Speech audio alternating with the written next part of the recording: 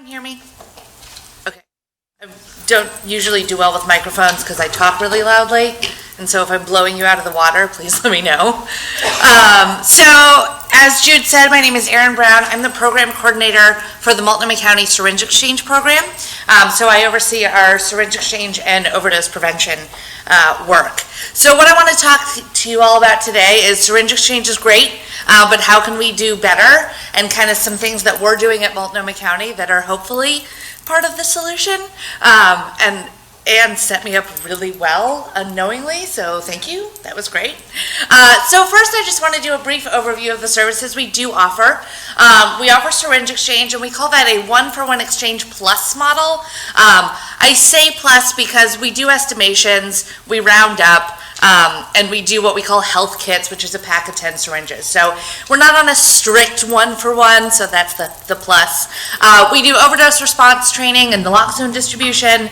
We have a harm reduction clinic, and we also work with our mental health and addictions department to work with an addictions benefits coordinator to have them out at our sites sometimes. But what I really want to focus on today is I'm going to talk a little bit about exchange and then focus on our harm reduction clinic and what we do there. I think, as we all know, HIV prevention focused on syringes only and not sharing syringes. And a study that we did with Outside in 2016 showed that only 11% of our clients reported sharing syringes. So we've done a really great job at getting that message out: don't share syringes. Unfortunately, what we haven't done a great job of is with hepatitis C prevention work, talking about all of the other things that can spread hepatitis C. So and I'm going to talk about what those things are on my next slide, but we call those works, or the things that you're going to use to prepare drugs for injection. And in that same survey, 30% of our clients reported that they are sharing, and that's probably an underestimate. So we want to try and do some better messaging, and what we try and do is messaging a new kit for every hit. So what does that mean, right? So that means not only using a new syringe every time you inject, but also using new works or drug preparation supplies. I'm going to touch on a few of those things that we focus on. So one is cookers or mixers, which is the thing that you use to cook or mix your drugs, and then cottons, which are used as a filter. This is actually, sharing cookers is the strongest predictor of hepatitis C seroconversion after adjusting for syringes. So this is something we have to do better at, and we have to get more out there. This isn't just about syringes anymore. And actually, a study in Seattle found that 54% of hepatitis C infection amongst those who don't share syringes was due to the sharing of cookers or cottons. Tourniquets is another one, not as strong as a predictor, but if you're sharing tourniquets, you may get blood on those. You may share that with someone else. So same idea. And antiseptic wipes, though we know that they don't necessarily kill hepatitis C. Often people who are using, may be using in a place that's not very clean or has been used by someone before to prepare their drugs. So we want to give out antiseptic wipes, clean people's hands before they touch the drugs they're preparing with, clean surfaces where those drugs are being prepared. So those are just a few of the supplies that we give out.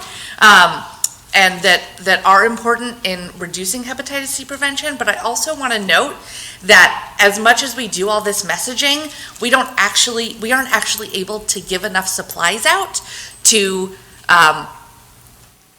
follow our message of a new kit for every hit. So we're like, please make sure you use a new kit. We can only give you this many cookers. So, it's not just we have to do better messaging, but we have to figure out a way to actually provide these things for the people that are using. And just a note on our better messaging, I was going to say I don't think you'll be able to see this slide, but these are huge, so you totally can, which is great. So we try and do really targeted messaging about a lot of different health topics. These are just some of the ones that are focusing around injection drug use. So, making sure you're using all your own supplies and and if you're going to reuse, only reuse your own supplies. Here are some things you can focus on to reduce your risk of any sort of infection. And then down here, leads me to talking about our harm reduction clinic, where we do offer hepatitis C testing, but lots of other things as well. So we opened this clinic in January of 2016, and although it was opened by us, run by us, literally the same faces that our clients would see at our other sites, it still took a really long time for us to build trust with the community that this was a safe place to come. It was inside. A lot of our clients weren't used to coming inside. And we also had health services. And I'm sure many of you know a lot of people who inject drugs are very weary about accessing health services. They've been treated poorly. So syringe exchange, so our clinic has healthcare, but we also do syringe exchange and overdose prevention and everything else that we do out at our mobile sites. And the cohabitating of services was incredibly important in getting our clients in the door. Because once they could come in the door, they could see the work that we're doing, and then over time, they were willing to say, okay, I'll let the provider look at my wound. So that was we used syringe exchange as that engagement tool to get people in the door. It was really important that we had providers, if they didn't have a harm reduction knowledge, at least be willing to work within a harm reduction model. So when our clients come in, providers aren't saying, we're definitely doing this, this, and this. They're saying, these are the things we want to do. What are you comfortable with? We really want to get our clients used to accessing healthcare that's not going to treat them poorly, and we know that we can be that place. And then once we actually got clients in the door, got clients to see our provider, we realized that, well, I mean, we knew this, but our clients presented with numerous health issues. And so once they were willing to see the provider, it became a conversation of, okay, now I have this that I want you to look at and this to take care of, and can you do this, and what about this? And so we actually increased our appointment times recently. Our appointment times are now 1 hour. So we put aside 1 hour, and sometimes that's still not enough. But what it's doing is saying, we're putting you first, we see that you need this, and we're gonna do our best to serve you. And then finally, we're incredibly low barrier, and I just want to talk a little bit about what that means. We don't require appointments, though we do take them. We'll do walk-in as much as we can. We don't require insurance. If you come in without insurance, we will offer OHP enrollment, but we're not requiring it. It's free. We don't take any money, period, for anything. Pets or belongings are allowed in the building, and though this may not seem like something that's low barrier, but if people can't bring their pets with them, they come into the clinic room with the person if they need it. And they're not going to leave their belongings, they're not going to leave their bike outside. So we're like, yeah, you can bring that in. We're public transit accessible, and we're actually near a bottle drop, which I know sounds a little strange, but I was just at another event recently about Oregon recyclers, and apparently we are next to a bottle drop that is the largest volume like on the West Coast, which was insane to me. But our clients do can and bottle collection, and so we're co-located next to things that they're already accessing, which really helps them to access our services. Again, I was worried you wouldn't be able to see this, so what this is just showing is our visits to our syringe exchange that's located in our harm reduction clinic over time. So this is from about March 2017. It says December 2018, but it's probably November 2018, so know that. So as you can see, we're just on an upward trend of seeing clients. This is actually, we have 3 different sites throughout Multnomah County, and this site is actually seeing the largest growth. And this isn't actually crossover from clients switching. This is new clients that we're seeing. So we're accessing a new population. But the reason I show this is because this, over that very similar time period, although a little bit shorter, shows visits to our to our provider over that same time period. So although I cannot say that there is correlation because we have not done that level of statistics on this, what you can see is that as visits increased, visits to our provider increased. And what that tells me is that we're doing something right with cohabitating those services and engaging the clients into healthcare. Just a little bit about what clients are doing when they come to see us. Most are acute care visits, 54%, though we do offer STD treatment and testing. And some of those are combined. And as Anne pointed out, syphilis is on the rise, especially in people who inject drugs. And so we really actually want to do more of those combined visits, where when people come in for their abscess, we can talk about STD treatment and testing, and maybe hepatitis C testing. Just to give you an idea of what people would do if they did not come to see us, most people would go to the ER.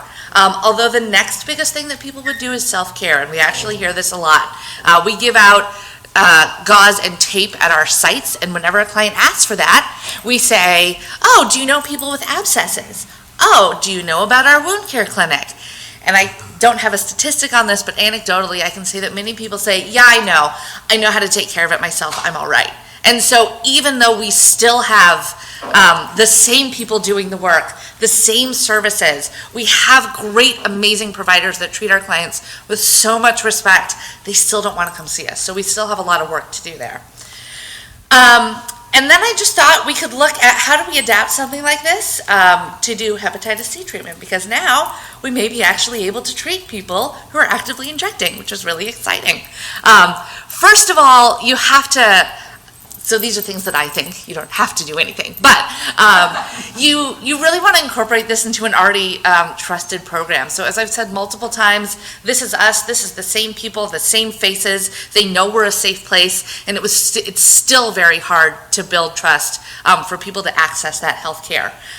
We have to do messaging around effective treatment, right? There's still a lot of incorrect knowledge about what treatment looks like, and now we have a population that has believed since the beginning of this virus that they can't get treated, and they can. So we really have to do effective messaging directly to this population so that they know they can access treatment. You have to treat more than just the hepatitis C, right? There's a hierarchy of needs. And so the client may come in the first time and say, I just want you to look at this wound. But if you treat them well and you treat them with respect, they're going to come back again. And eventually you're going to be able to have conversations about hepatitis C treatment. And again, this just leads to more trust building with the client if you're treating more of their needs than just the hepatitis C. And then I'm going to repeat this over and over and over again. You have to leave time to allow for the program to gain trust. Any sort of short-term funding is not going to be effective enough. It's not going to give that program enough time to really be able to implement something that's going to work for this community. And that's true even if it's an already established program, because we've seen that. Just some considerations and challenges. Oh, build trust. I'm talking about it again. It's because it's one of the most important things you can do. This is a population that is seen as service resistant, that has been treated poorly most of the places they do access services. And so you really have to create services that are going to build trust so this client, this population is going to be willing to come. Some challenges with that is houselessness is driving a lot of stigma around this population, and syringe exchange services and other programs that serve people who inject drugs are seen as part of the problem and not necessarily part of the solution. And a lot of programs that do serve people who inject drugs are facing a lot of community member pushback, which I can speak from experience, takes away from getting to do the real work of serving the clients. And I just wanted to mention lastly that we do have very limited hours. This is a great thing that we do, but we're only there 2 days a week. We get to be there 8 hours for 2 days a week, but we'd love it if we could be there more, obviously, because we know that people would access it. And I just want to end on the note is that if we want to cure hepatitis C, if we know that the biggest increase is in people who inject drugs, then we have to create services that are built for this community. We're not going to be able to use the same services we've used in treating other populations with hepatitis C because the clients aren't going to access it. So we have to build harm reduction services that serve these clients. Thank you so much.